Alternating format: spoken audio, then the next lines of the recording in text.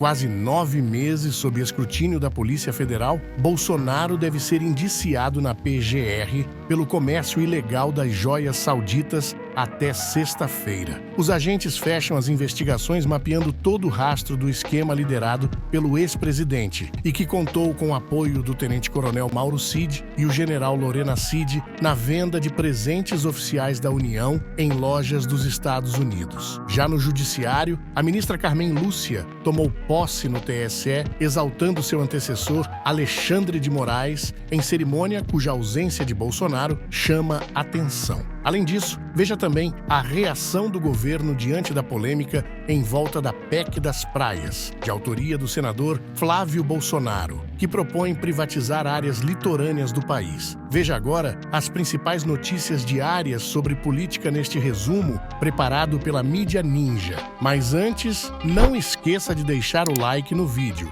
se inscrever e ajudar o canal a bater 1 milhão de seguidores.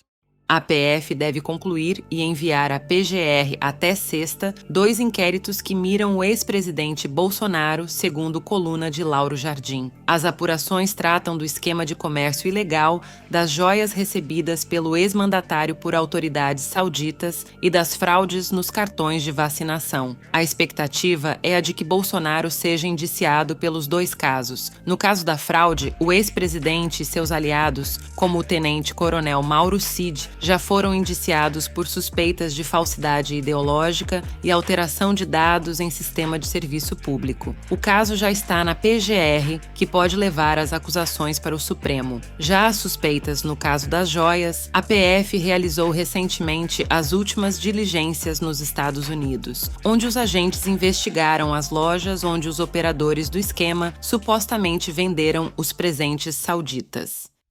O ex-presidente Jair Bolsonaro afirmou que não foi convidado para a cerimônia de posse da nova presidente do TSE, a ministra Carmen Lúcia, nesta segunda-feira. O convite para o presidente e ex-presidente é uma formalidade de praxe. Porém, Bolsonaro disse a interlocutores que, abre aspas, não chegou nenhum convite em minhas mãos. Com a saída de Moraes da presidência da Corte e a entrada de Nunes Marques como vice-presidente, o plenário do Tribunal Superior Eleitoral agora terá uma composição de juízes alinhados a pautas conservadoras. Além disso, Nunes Marques estará no comando do TS em 2026, ano das próximas eleições presidenciais, o que pode beneficiar Bolsonaro. Durante cerimônia de posse no TSE, a nova presidente da Corte Eleitoral, a ministra Carmen Lúcia, destacou a atuação de seu antecessor no cargo, o ministro Alexandre de Moraes, contra ações antidemocratas.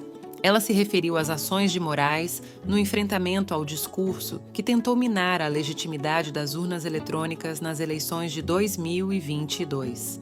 No mesmo discurso, Lúcia criticou o algoritmo do ódio nas redes e também prometeu fazer um combate rigoroso contra fake news. Segundo ela, as mentiras são o instrumento dos covardes. Esta é a segunda vez que a magistrada assume a presidência do Tribunal Superior Eleitoral, onde anteriormente esteve no comando da Corte em 2012, sendo a primeira mulher a ocupar o cargo.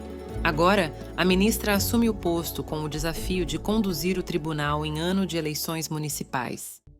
O jogador Neymar e a atriz Luana Piovani se envolveram em uma polêmica que jogou luz sobre a PEC que entrou em discussão no Congresso e propõe a privatização de praias brasileiras. Isto porque foi uma divergência sobre o tema e um suposto interesse comercial do jogador com a lei motivou críticas da atriz contra Neymar. Em resposta, o ex-jogador do Santos a chamou de louca e sugerindo que ela buscava fama. Neymar se tornou alvo da discussão após se tornar sócio de um empreendimento previsto para o litoral nordestino e que vem sendo usado pelos críticos da PEC como um exemplo das construções que podem vir a ser erguidas nas praias sem a devida responsabilidade ambiental. O ministro das Relações Institucionais, Alexandre Padilha, declarou nesta segunda-feira que o governo Lula é contrário à aprovação da chamada PEC das Praias, cujo texto prevê a privatização de áreas litorâneas da União. A proposta está em análise no Senado e vem gerando polêmica no Congresso e nas redes, sobretudo após o projeto ter motivado uma briga entre a atriz Luana Piovani e o jogador Neymar, cujos planos de se tornar sócio de um empreendimento à beira do mar foi associado às privatizações. Após debates em audiência pública no Senado, a matéria ainda precisa passar por comissões e o plenário, mas ainda está sem previsão de prioridade na agenda da Casa, segundo afirmou o presidente Rodrigo Pacheco. 2 ex-funcionários da Embaixada da Hungria, demitidos após a repercussão do episódio em que o ex-presidente Jair Bolsonaro ficou hospedado no local, acionaram a Justiça do Trabalho do Distrito Federal em busca de direitos trabalhistas que não teriam sido devidamente cumpridos após as demissões. A defesa alega ainda que, segundo extratos das contas de FGTS dos trabalhadores, a Embaixada da Hungria não estaria depositando regularmente os valores previstos por lei, estando em aberto os meses de janeiro, fevereiro, abril e maio. Os 2 são brasileiros e foram demitidos sem justa causa uma semana após o caso vir a público, revelado em reportagem do jornal americano The New York Times em 25 de março. O ministro da Fazenda, Fernando Haddad, pretende buscar um apoio de peso na proposta do Brasil de taxar os super ricos. Nesta terça-feira, 4, o ministro chega a Roma, onde conversará com o Papa Francisco sobre a proposta apresentada pelo Brasil, que ocupa a presidência do G20 em fevereiro. Na audiência com o Papa, Haddad apresentará os avanços da presidência brasileira do G20, com destaque para a taxação de grandes fortunas, a luta contra a crise climática, a tragédia climática no Rio Grande do Sul e a crise da dívida dos países do Sul global. Um dos temas prioritários na trilha financeira do G20, a taxação de até 2% dos rendimentos das maiores fortunas do planeta, é vista como oportunidade de reduzir a desigualdade social e combater os efeitos das mudanças climáticas.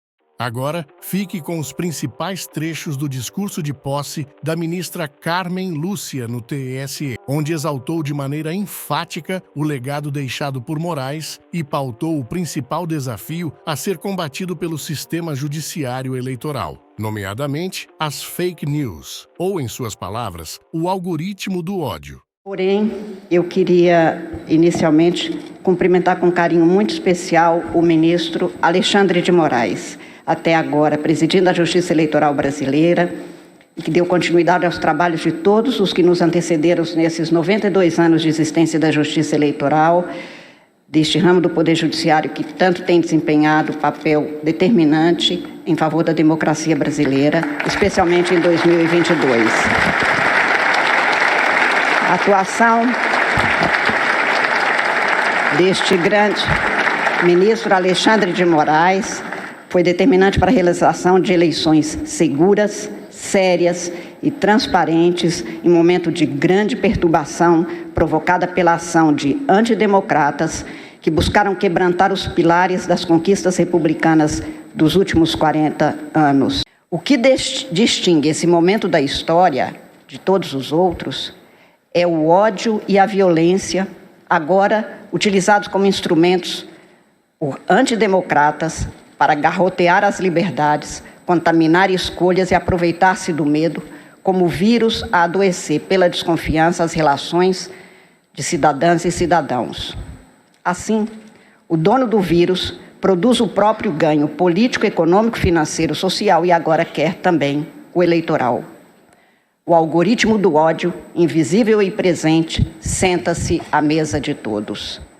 É preciso ter em mente que ódio e violência não são gratuitos.